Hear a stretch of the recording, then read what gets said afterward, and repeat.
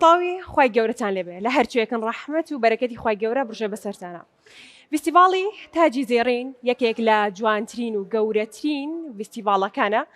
کە لەلایەن ڕێکخراوی گەشەپێدانی قوتابیانی کوردستانەوە ئەنجام دەدرێ. ئەم فستیڤاڵە بە ئامادەبوونی هەزاران خانمی باڵاپۆش هەرجارە و لا یەکێک لە شارەکانی هەرێمی کوردستان بەڕێوە دەچێت. بڕیارە ئەم جارە ئەمڕۆ دوای دوو کاتژمێری دیکە هەولێری پایتەخت بە فستیڤاڵی تاجی زێڕین بدرەوشێتەوە. جابەر لەوەی فستیڤاڵەکە دەست پێ بکە دەمانوێت گفتوگۆ بکەین بەشێکی ورتر لەبارەی گرنگی فستیڤاڵەکە و چۆنێتی بەڕێوەچوونی لەم ساڵدا و لە ساڵانی ڕابردوودا و شەونوکەمی کۆمەڵێک بابەتی پەیوەست بە باڵاپۆشی. جا بە حکمی ئەوەی کە فستیڤاڵی تاجی زێڕین هەڵگری پامی باڵاپۆشی و گرنگی بە خانمانی تازە باڵاپۆش دەدا، دەستپێک گفتوگۆ دەکەین لەسەر باڵاپۆشی و لەسەر باڵاپۆشی دەوەستین بە تاوتوێم تۆڕش لە خزمەت مامۆستای زۆر بەڕێز مامۆستا شەمسە ئەحمەد تۆفیق کە بەڕێزیان چالاکوان لە بواری ئافرەتان. زۆر بەخێر بێن مامۆستا، خۆشحاڵین لە خزمەت داین. زۆر سپاس دەکەین. مامۆستا دەستپێک با بزانین حکمت چییە لە فەرزکردنی باڵاپۆشی بۆ دەبێ خانمان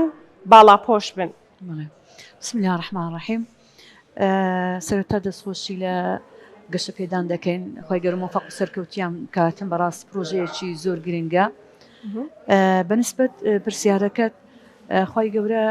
کە ئینسانی دروست کرد، مرۆڤی دروست کرد لە بۆ عیبادەت کە خۆی گەورە دەفەرمێ ما خەلەقت الجن والئینس إلا لیعبدون. ئینجا کۆمەڵێک ئەرک و ماڤ لەسەر خۆی گەورە لەسەر مرۆڤەکانی دانایە بە پێی تایبەتمەندیەکانی خۆی گەورە و ئەرک و مافە، یعنی ئەو ئەرکانەی دابەش کردیە یان ئەو واجباتانی دابەش کردیە. یەکێک لەو ئەرکانەی کە خۆی گەورە لەسەر ئافرەتی دانایە و ئەو واجباتانی کە لەسەر ئافرەتی دانای و فەرزی کردیە مەسەلەی باڵاپۆشە جلوبەرگە، جلوبەرجی ئافرەتە کەواتەوە بە پێی تایبەتمەندی ئافرەت خۆی گەورە ئەو فەرزەی دانایە لە بۆ ئافرەتان کە جێبەجێ بکەم. بە نەسی قورئانی پیرۆز، ئاەتی قورئانی پیرۆز خۆی گەورە ئەوەی فەرز کردیە کەواتە کاتێک کەسانێک هەنا دەیانەوێتن ئەو فەرزە وەکو بڵێ وە بەلاوە بنێن یاخوا بچن ئیجتیهادی تێدا بکەن و بڵێن نییە ئەو بەڕاستی لە بۆ کەس نێت، چونکە ئەم فەرزە خۆی گەورە قەتعیەن بە ئایەت تەسبیتی کردیە، سابتی کردیە لەسەر ئافرەتان کە جێبەجێ بکەین.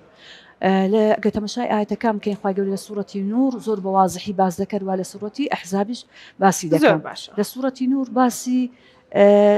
ئافرەتان دەکە کە وەکو دەتوان بڵێم بەشی سەرەوەی کە خۆی گەورە دەفەرمێ وەلیەضربن بخمورهن على جیوبهن، یعنی خۆی گەورە خۆی دەفەرمێ یا أيها الذين آمنوا قل للمؤمنات يغضضن من أبصارهن ويحفظن فروجهن ولا يبدين زينتهن إلا ما ظهر منها وليضربن بخمورهن على جيوبهن. يعني ألو آية بيروزة دتوان بلين بجين أويك بنص آية خواي جورا ئەم جلوبەرگەی لەسەر ئافرەتان فەرز کردیە. هەروە لە سوورەتی ئەحزابیش خۆی گەورە دەفەرمێ یا أيها النبي قل لأزواجك وبناتك ونساء المؤمنين يدنين عليهن من جلابيبهن ذلك أدنى أن يعرفن فلا يؤذين وكان الله غفورا رحيما.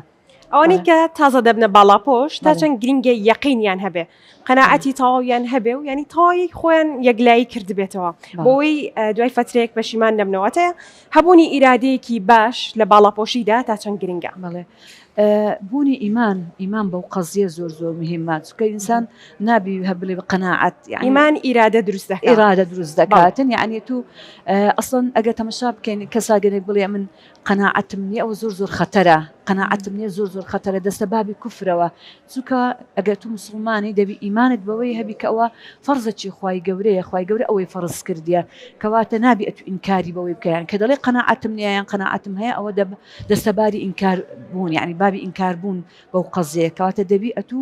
ئیمانت بەو قەزیە هەبیتم، بەڵام دەگەرێتەوە سەرەوەی چەندە ئەتو وەکو بڵێ ئیرادەت نییە ئەو واجبە جێبەجێ بکەی ئەلێرە ڕادەوەسی ئەوەش بەڕاستی ئەو کەسەی کە ناتوانێتن جێبەجێ بکە ینی ناسەبابی کوفرە بەڵکو دەستەبابی ئەوەی کە تووشی گوناح دەکا، یعنی دەبتە هۆی ئەوەی کە ئەو کەسێک کە ئەو ئەرکە جێبەجێ ناکە گوناحبار دەبیتن، کەواتە دەبی هەوڵ بداتن کە جێبەجێ بکاتن. زۆر باشە. مامۆستا جیان کۆمەڵێک دەستەواژە هەیە کە لەلایەن خانمانەوە بەکاردێن بۆ دەڵێن زۆرم حەز لێیە بەڵام جارێ قەناعەتم نەهاتووە یاوەتە جاری زووە با گەورەتر بم تۆزێ اینجا دەست بە باڵاپۆشی دەکەم زۆر جاریش دەڵێن کەی شومان کرە و کاتە باڵاپۆش دەبین ئامۆژگاری تۆ چییە بۆ ئەو خانمانە وەڵامی تۆ چییە سرنجی تۆ چییە بۆ ئەو خانمانەی کە بەم چەشنە بیر دەکەنەوە بەڵێ وەکو باسمان کرد یعنی قەناعەت شوێنی نابتەوە لێرە مادەمێت تو مسلمان دەبی ئیمانت بەو قەزیە بەو واجبە بەو فەرزە هەبی دەبی ئەو کەسێ یعنی ها پێغەمبەر عەلەیهی سەڵات وەسەلام کاتێک کە ئەسما دەستە ژوورێ دیارە جلو بەرگەکەی بەو شێوەی نابی یەکسەر ڕووی وەردەجێ ڕووی دەفەرمیتن یعنی ئیدا بەلەغەت المەرئەة المەحیضە یعنی کەواتە ئەو کاتەی کە ئافرەت یان کچ کە باڵغ دەبیتن یەکسەر دەبی ئەو ئەرکە جێبێ یعنی ئەو واجبە جێبەجێ بکاتن نابی ڕاوەسی یعنی لەبۆ ئەوەی یعنی دەبی هەر ئەو کاتە ئەوە بیتن تەواو دەست پێ بکە بە جێبەجێکردنی ئەوە یعنی بڵێ من هەشور دەکەم یان گەورە بم ئەوە نابیتن دەبی کە ئەتو مسلمانی کە ئیمانداری دەبی یەکسەر جێبەجێ بکە هەرکەتە واجبات ئەرکەکان کە جێبە یان لەسەر فەرز دەبی وەکو مەسەلەن کاتێک کە ئینسان باڵغ دەبی نوێژی لەسەر فەرز دەبی دەکرێت بڵێن هەرکە کردت دواتر قەناعەتت بۆ دروست دەبێت دوای ئەوەی کە باڵاپۆشیەکەت کرد مەسەلە ئیمانە ئینسانەکە چەند لەگەر خوا بسوڵحێ چەند لەگەر خوا بیتن ئەوەندا ئیمانەکەی بەقوت دەبی ئیرادەی بەقوت دەبیتن یعنی بە تایبەتی لەو عمرە لە عمری گەنجاتی هەندێک ئینسانەکان هەموو ئارزووی هەیە بەڵام ئەو ئاەتە بینتە پێشساوی خوای گەورە دەفەرمێ فمن نهى النفس عن الهوى فإن الجنة هي المأوى کاتێک کە ئەتوو ئارزوەکانی خۆت بەو شێوە وەری دەکەی کە لەگەڵ موافق بی لەگەر ئارزووی خوای گەورە لەگەڵ ئەرکەکانی خوای لەگەر ئەوەی کە خوای گەورە ئەمری بە تو کردیە ئەو کاتە هەنجینەی ئەتو ئیرادە لە بۆ دروست دەبی یەکسەر دەتوانیت جێبەجێ بکەیت دەستەکان خۆش بە مامۆستا خۆشحاڵ بین لە خزمەتتان سپاس ناوبڕێک وەردەگرین و ئێمە بەردەوام دەبین لەگەڵتان